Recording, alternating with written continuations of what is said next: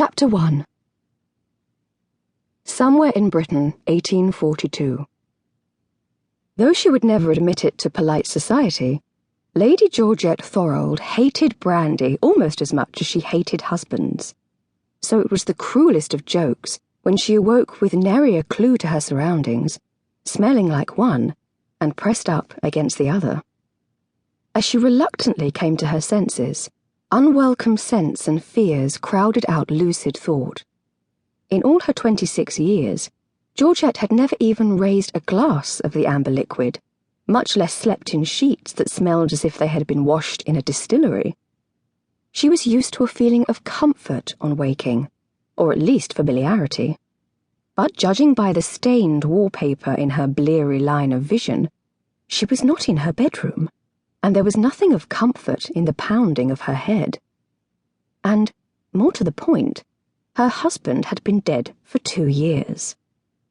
A man's warm body was stretched against her back, and she could feel the telltale press of an erection knocking against the base of her spine.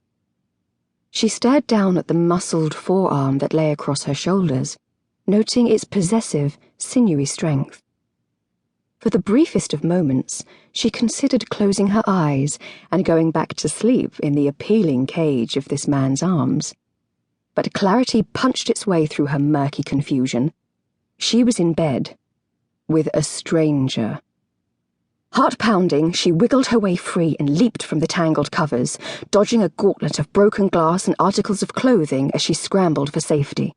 She sucked in a roomful of air, trying to escape the panic perched on her shoulders. There were feathers everywhere. On the floor, on the ceiling, on her. Horrified by her lack of hygiene and the fear that somewhere in this room there might be a slaughtered goose, she closed her eyes, praying that when she opened them again, it would all disappear. But the lack of eyesight proved ill-advised in the mess of the place. She tripped and stumbled against a wardrobe that looked to have survived the Jacobite risings, only to now sit ruined, one door hanging off its hinge. Despite her graceless clattering, the man in the bed snored through it all. Georgette scrubbed a fist across her eyes, as if she could banish the sight of him, then lowered her hand to cover her mouth. The smell of brandy hovered there on her skin. Had she bathed in the vile stuff? What on earth had she done? Dear God, she was in a strange room with a strange man, smelling of the same spirits her former husband had consumed to lethal outcome. What hadn't she done? Bile, thick and bitter, rose in the back of her throat. This could not be happening. This was not who she was. Her now-dead husband had been the rake and libertine. She had been the wife who turned a blind, tortured eye. She abhorred the thought that in one night she appeared to have sunk to the level of debauchery her husband had embraced during their brief marriage.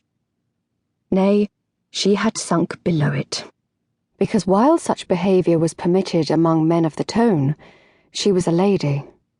And ladies did not wake up in strangers' beds without a clue of how they had come to be there. She took a step backward, certain her circumstances couldn't get any worse.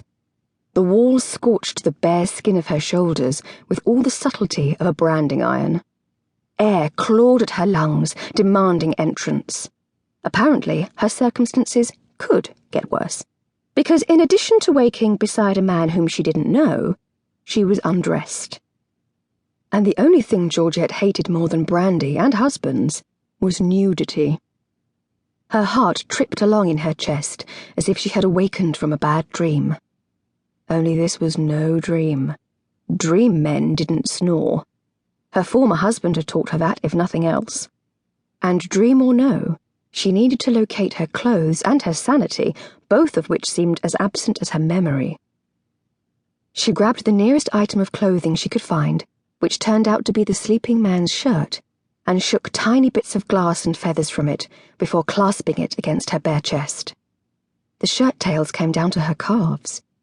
The rustling of fabric released a not unpleasant fragrance, clean soap underlaid with a hint of horse and leather. She felt an answering, instinctive tug in her body's most intimate places. How could she be so brazen? She didn't know this man.